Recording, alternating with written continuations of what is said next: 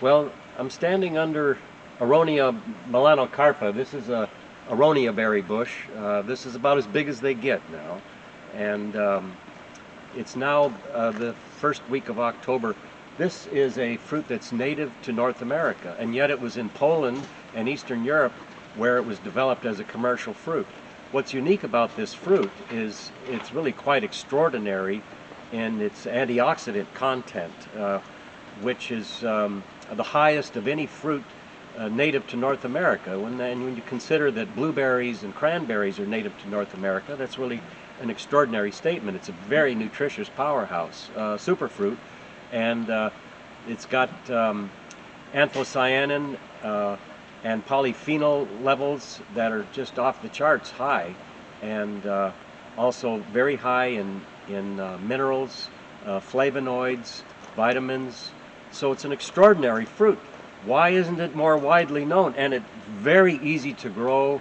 It's extremely productive. It's self-fruitful, and this is what it is capable of fruiting. This is enormous quantities of black berries that are very tart. Initially, when they are first ripe, they are just extremely astringent. When they first turn black, and you think, you know, I'll try this, and it's a very mouth-puckering experience, which is why the alternate name for this fruit is chokeberry.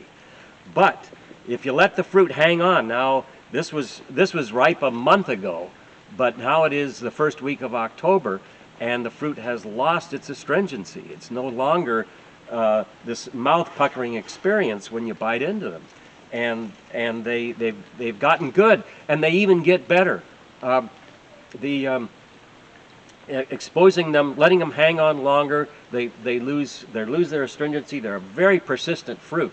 This fruit can hang on the bush for months, and long after the elderberries right around here, the grapes, the blackberries, the blueberries have been stripped by thousands of birds that visit our farm this time of the year on a daily basis.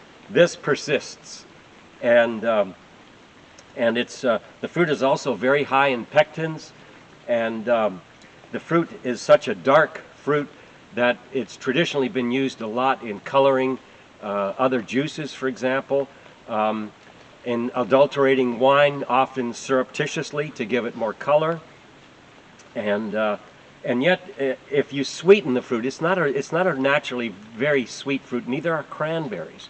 If you sweeten the fruit, I mean, the cranberry industry was totally changed by the introduction of sweetness to craisins, which are, you know, it's not a naturally sweet fruit, but when you add sugar, then it becomes much more palatable. In this case, you could certainly do the same, but also we found that adding the fruit to a dairy product, the proteins bond with the tannins in the fruits, and that's another way that they can lose their astringency. Another way is to just let them hang on until after a freeze. We haven't experienced any freezes here, but freezing the fruit also makes it lose its astringency.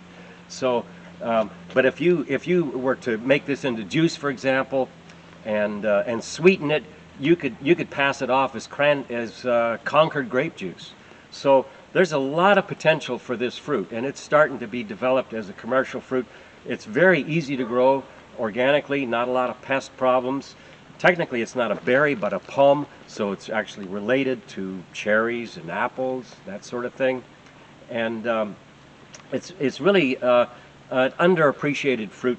And another thing about the fruit that we like a lot, and I've even seen it planted along the interstate as a landscape plant, because it's not obvious now, but in the next few weeks, the leaves will start turning color like this, and it'll be a brilliant crimson and shades of reds and purple in the foliage.